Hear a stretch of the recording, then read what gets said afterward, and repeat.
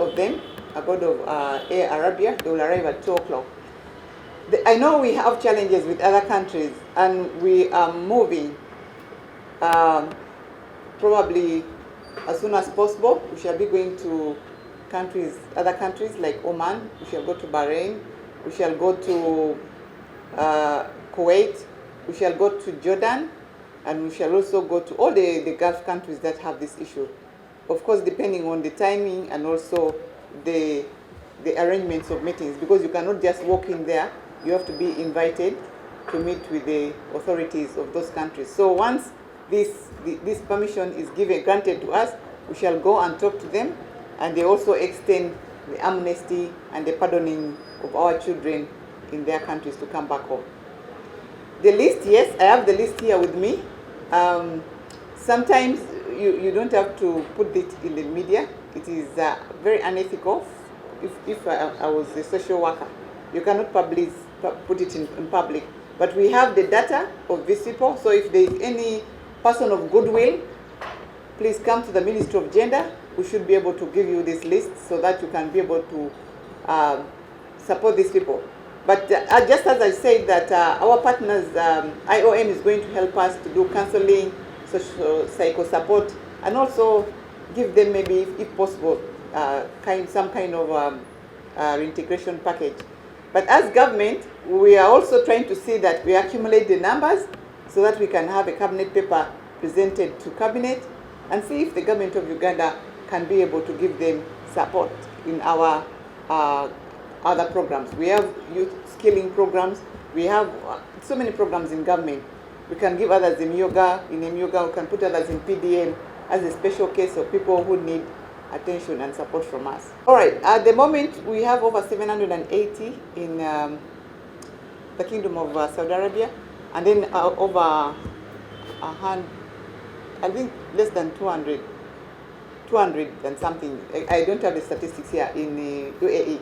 But for the rest of the countries, we shall ascertain the statistics once we get permission to get there.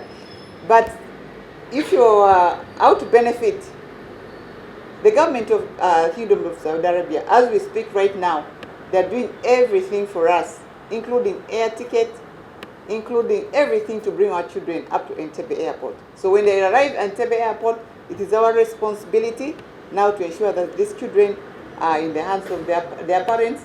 Even others, we have been seeing parents coming with a lot of joy and happiness to receive their children. In fact, if there is anybody who is receiving blessings now in the country more than me, it is me, because you know what it means when your child has been sentenced in a foreign country for 27 years and then the person comes back home. It is very, very, very joyful. The company is licensed, a registration company, and also the other companies that are taking our children, they do the translation of the laws for the children. So those people who go out when they are very green are people who are being trafficked, are people who are being used by the drug cartel to take drugs. Just yesterday, a girl was caught in India with drugs, a Ugandan girl. The day before yesterday, a man was also caught again in Seychelles with the drugs. So people are being trafficked by those companies that are not licensed by government, and this is how they end up in those foreign countries. They end up being trafficked, end up doing things that are very unlawful in so many countries. Like the drug trafficking issue is a very big capital offense in almost the entire world.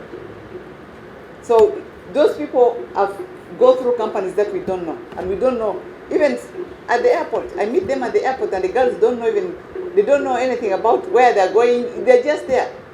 I was going to Dubai the other day. I managed to talk to some girls. Of course, they didn't know me. I told them I also need a job. Which company did you use? I tried to ask my team, do you know this company? They were not aware about the company. So there's a very big problem. So we are going to weed a lot of these things. You either regularize your company registration with the ministry, or we have to do something. And that's the plan we have now as a ministry. Babate bafuna training in Mala. Companies affairs training tuzi monitoring nga Ministry of Gender okulaba nti amateeka agegwanga gye bagenda okugenda bali kubasomesa era bagenda nabo ababulira ne mu Luganda okutegeera bulungi nnyo abo n'abatasoma. naye bw'okozesa kampuni ziri ezitali licensed naffe Ministry of Gender tetumanyi gye batwainingira batwalireyo omwana ogenda kujjayo omwana nga kati nze abe nakapiripiri sirina kyemmanyi ngenda kutuuka eri nga bintu byonna nga sirina kyemmanyiko siri trained ndi half baked ogenda kutuuka eri nga tolina kyomanyi awo amateeka aga sheria galimu enjawulo nnyo n'amateeka gaffe agamu Uganda so ekyo abaana balina okutegeera nga bagenda bave wano nga bamanyi nti eri waliwo kino na kino ate wano mu Uganda waliwo ebintu ebimu byetuyinza okukola n'oba ogenda poliisi bakulekawo naye eri waliwo eddala etteeka lya for example etteeka lya nga bakute n'obutwa ne drugs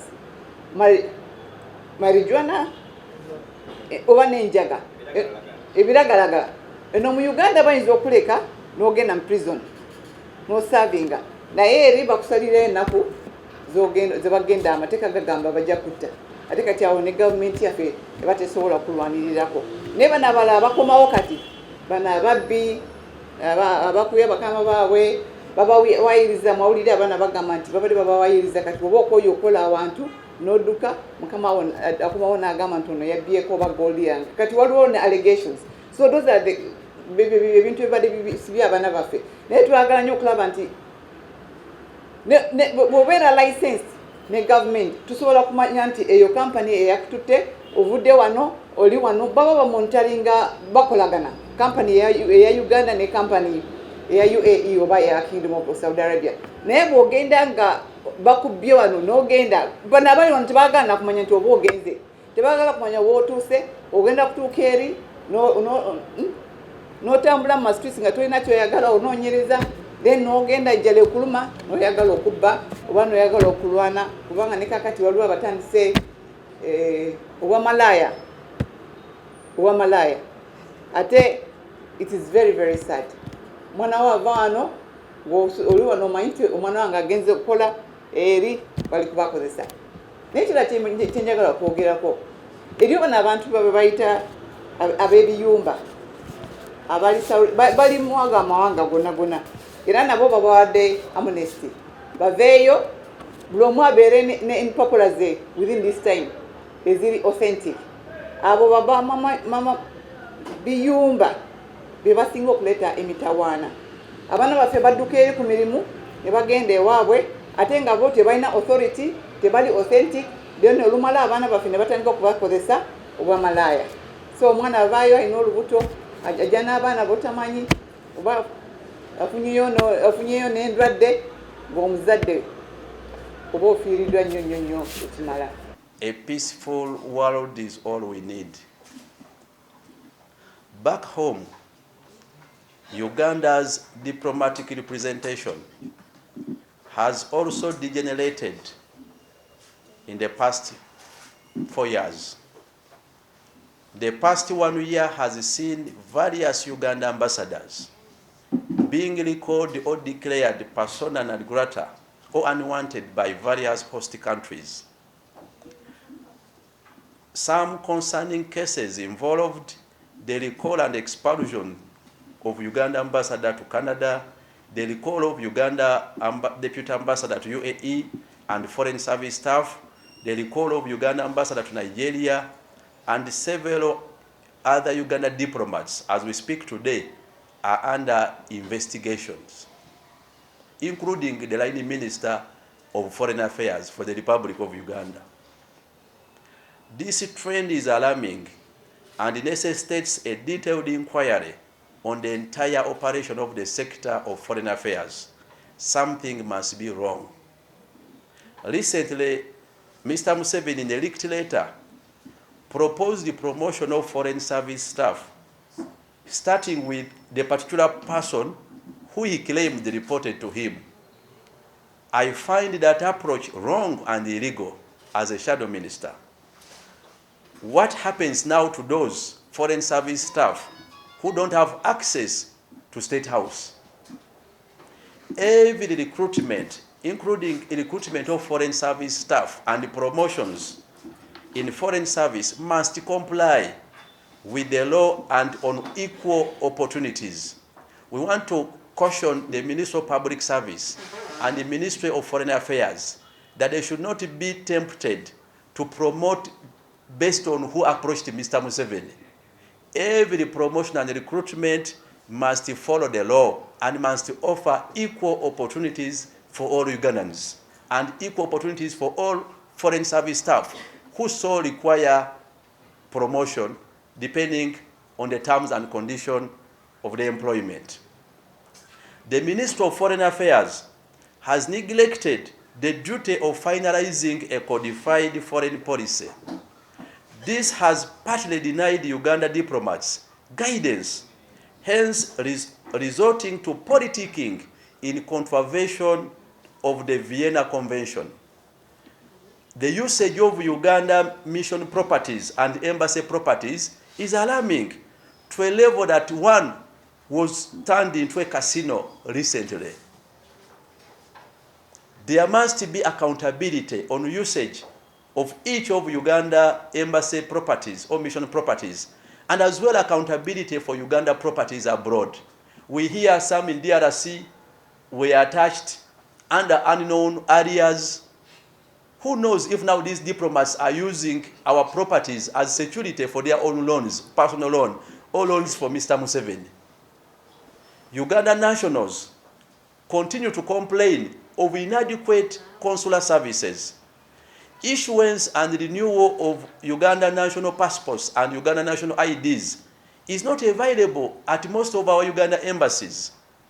Even the few missions that were phased out to issue passports, South Africa and the United Arab Emirates, the embassy in Abu Dhabi, have since stopped issuance of national passports and IDs.